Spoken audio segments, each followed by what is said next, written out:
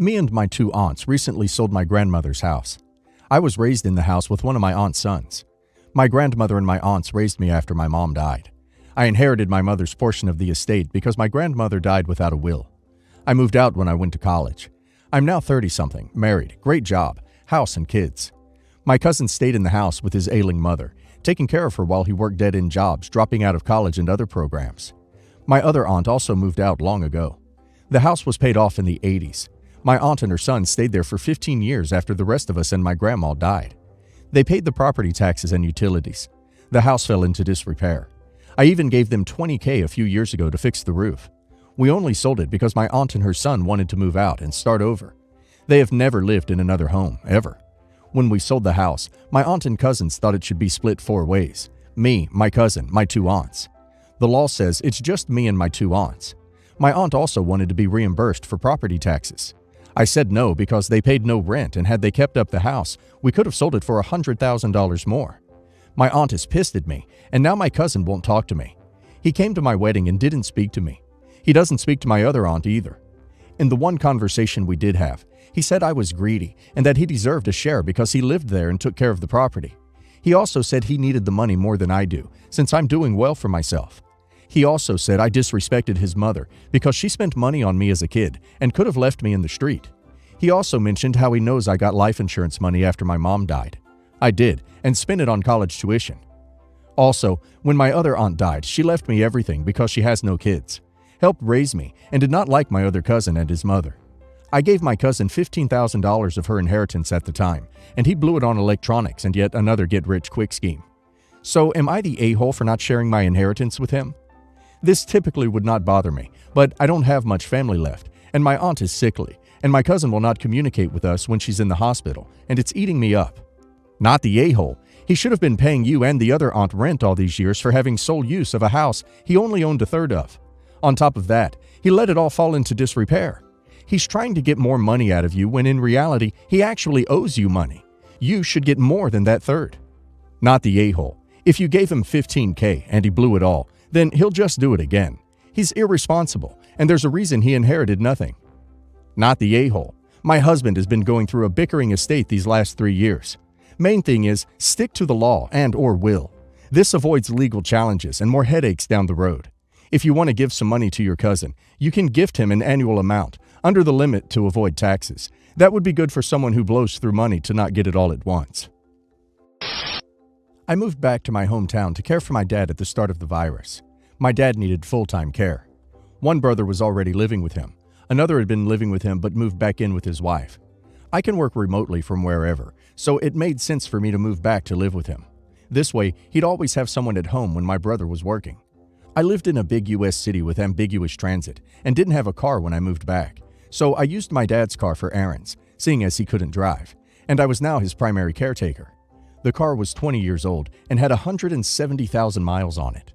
After my dad died in May 2021, the car title was transferred to me because I would be sticking around for several more months to help resolve the estate and attend to some personal matters. I finally left in June 2022 and sold the car to a junkyard for $200. My older brother, who oversees financial matters for my dad's estate, thinks the $200 should be split equally among all 5 of my dad's kids, myself included. I find this incredulous, petty, and hurtful. Consider the following. 1. I took full financial responsibility for the car when it became mine. Between getting it fixed to pass inspection and some other minor repairs, maintenance, I spent about $500. I also paid for the title transfer, property tax, and car insurance. 2. At no point was it made clear that this was the arrangement, that the car was a loaner and we'd split money from its sale. I was told this after I sold it. 3. My dad provided a fair amount of financial assistance for 2 of my siblings when they were younger that they never paid back. It was his intention that this money would be deducted from their inheritance. After my dad died and the family convened, I immediately advocated that we forgive these loans and all receive an equal inheritance. The family agreed. Had we not agreed, these 2 siblings likely would have received nothing or next to nothing. The amount we all received was in the low 5 figures as my dad had very little money and a crumbling house. 4. The most important point. I'm family, have always been generous and sympathetic towards my siblings, and would never treat them this way. Clearly, I'm not greedy. See point number 3. My 2 oldest brothers are pushing hardest for the splitting of money. I'm not sure about my sister, but she likely agrees. My other brother, one of the siblings who received financial assistance, thinks it's silly to split the $200. I got into a beef with my two oldest brothers and was visibly upset, but I have ultimately relented because what's the point? I do think that it will, however, have a damaging effect on my relationship going forward. I don't think that they are bad people, but rather that they probably just think this is fair. For the life of me, I still can't figure out why anyone would think that. Am I overreacting here? Am I the a-hole? Not the a-hole. Tell them you're happy to split the proceeds once they've reimbursed you for the money you spent on it. Not the a-hole. Send a bill to the estate for the $500 you laid out. Deduct sales so it leaves you $300, and tell them they each owe you $60. Not the a-hole. I understand that this isn't so much about the $200 for you, but the principle. Situations like this reveal character, and people truly show who they are, especially about inheritances. You think one way of them and of your relationship, and they show what they value and prioritize that could be in direct contradiction to your ideas. That seems to be what you're struggling with here. Best to just let it go. Not for what's right, which I believe you totally are, given the fact that you paid all the expenses out of pocket and facilitated the sale, and still would not be recouping cost, but more so for your personal sanity. It's not worth it. My oldest daughter is turning 8, and her dad's family, we've been divorced almost 2 years, is throwing her a pool party at our community center.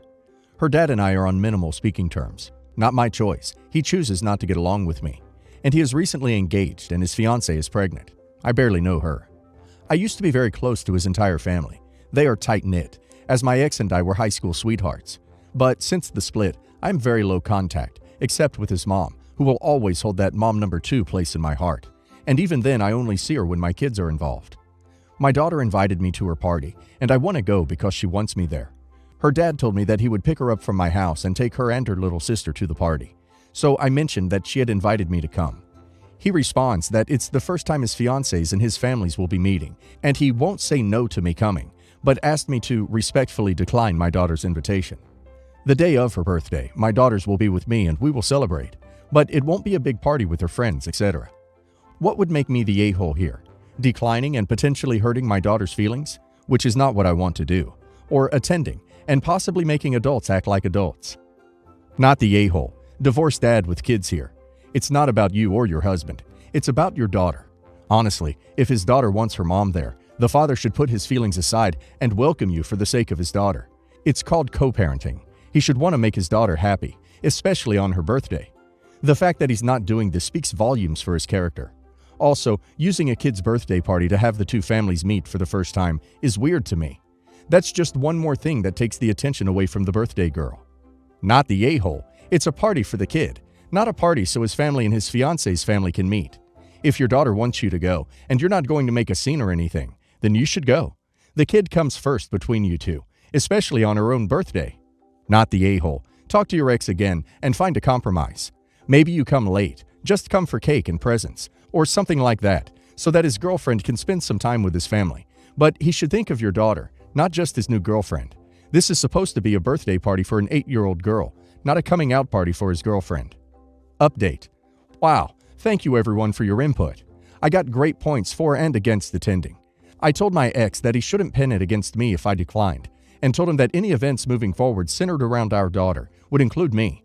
Of course, if my kiddo wants me there. I'll let him have this petty win and be super happy I get my daughter the day of her birthday solely with me and my side of the family, and make it super special for her. This whole situation just sucks, but this will be the last chance I give him to ever control me again when it comes to doing what is best for our daughter. For now, keeping him happy keeps my daughter happy, so I will do what I need to do to keep the peace. I told her that this year she gets one day to celebrate with mom and the other with dad. I didn't get much of a reaction, but she did seem disappointed. And I'll have to duplicate this schedule later this year when her younger sister turns 5. Update 2. I also messaged him. Although I am pretty disappointed that you have chosen your fiancé over your daughter's birthday wishes, I told her that she will have one celebration with each parent this year. I hope all of her future events will be about her, and not your fiancé, in-laws, or anyone else quite frankly, and I can attend in peace. Have a good evening. I won't engage if he responds, but he gets to know these celebrations won't be about anyone but our daughter from now on. Update 3. Holy smokes, guys. My ex actually told my daughter the sentiment behind my last message to him. She called me asking why I think dad values his fiancé over me. What the actual duck? I had her promptly put him on the phone for a conversation about what is appropriate for children to understand about grown-up disagreements.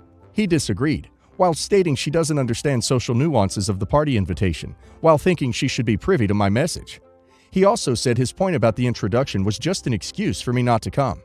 In the end, I told him to not throw me or his fiancée under the bus when he could just say to me, "You're not welcome to come," and then apologize to my daughter for her getting more involved than necessary in an adult misunderstanding.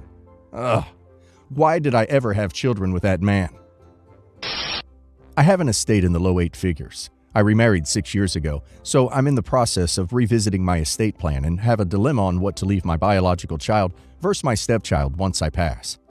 If I were to pass, the plan would be for everything to go to my wife in a trust. Once she passes, or if we both pass at the same time, how things get split between children is the big question. My biological child is 28 years old, and my stepchild is 25 years old. They are not very close as they live far apart and have not spent much time together. I clearly did not raise my stepchild, nor has he lived with us at all. I do not really know my stepchild very well, as he has always been living elsewhere. He's a nice young man, but I have not had any influence on his development or life, and still don't have much since he's an adult and mostly on his own. He gets a little financial help here and there if he needs it, as he is still getting his feet under him. My biological child is completely on her own. Most of my wealth I accumulated prior to marrying my second wife. Therefore, I do not feel a strong obligation to leave much of my estate to my stepson. My idea was to split the estate 10% to my stepson and 90% to my biological child once my wife passes, and if there is anything left. That may seem very lopsided, but for every $1 million left, my stepson would get $100,000. I think that's very generous considering he has not been in my life long. I continue to have no influence, and I played no role in his upbringing. My wife makes the decisions regarding her son, and therefore I really have no say in anything related to him. Please note that legally, there is no obligation for a parent to leave anything in their estate to a stepchild, nor do the stepchildren have rights to a stepparent's estate. I could change the ratio later if I felt differently. My wife does not have much in her estate. She has a condominium that she would leave to her son, and would not be designating anything in her will to go to my child. I'm okay with that. Am I an a-hole for the ratio split I have chosen? Not the a-hole, but please don't leave your entire fortune to your current wife. That would leave your child with nothing. Not the a-hole, but may I propose you leave your child something when you pass, and not wait until your wife has also died, given that you'll be leaving so much. Wills and grief do funny things to people. There is no way of knowing what your wife will do with that money, and if you want your child to have some of your legacy, best take care of it now. This coming from someone who witnessed wills tear a family apart. The dead can't come back and tell us what they were thinking, and it can exacerbate people. If you do go ahead as you're planning, I would recommend explaining it to your child now while you are around to do so, in case they are surprised and hurt. Not the a-hole, but you may want to reconsider and split between your son and wife if you pass first. There's the potential she could milk the trust dry and leave nothing to your son. So, I, 24 female, am currently 6 months pregnant as a surrogate for a family. Everything has been smooth sailing for the most part throughout this process, other than one thing. Even when I was pregnant with my daughter, I could not stand people touching my stomach. I don't understand the obsession with people touching pregnant bellies, but it bothers me when people try to do it. Anyways, the family I'm surrogating for has asked multiple times if they can touch my stomach or rub it and feel the baby move and kick. The wife stating that she's always wanted to experience feeling the kicking and moving baby. Now, for context, she can fully have children of her own. This surrogacy is a choice they made so as to not interfere with her career by being pregnant. She has a physically demanding job and doesn't want to risk anything happening to the baby or her career. She's a personal trainer. They've been constantly asking me to touch my stomach, and I always politely decline as it is uncomfortable for me. Well, while me and wife were at a baby appointment last week, she reached over and rubbed my stomach while talking to the doctor. I kindly asked her to stop touching my stomach, and she snapped at me and said I was ruining the experience for her, and it's her baby. She should be able to feel her kick. I snapped back and said that it may be her baby, but it's my body, and that if she really wanted to feel her baby kick, she should have gotten pregnant herself. I've gotten calls from her and her husband calling me an a-hole for yelling at her for bonding with her child. My friends and parents are split on whether I'm an a-hole or not, since it is their baby. So, am I the a-hole? Not the a-hole. Just because you're carrying the baby doesn't give them a right to touch you without permission. I'm going with not the a-hole because you've repeatedly said that you're not comfortable with this, and she ignored your wishes and touched you after you already told her you don't consent, which is always inappropriate, unless you need to for life-saving reasons. If this was that important, she should have included it in the contract. Please tell me you have a contract. But she didn't, right? Not the a-hole for not wanting your belly touched. Once it's born, they have all the time in the world to bond. Until that moment, they're not touching the baby, they're touching you.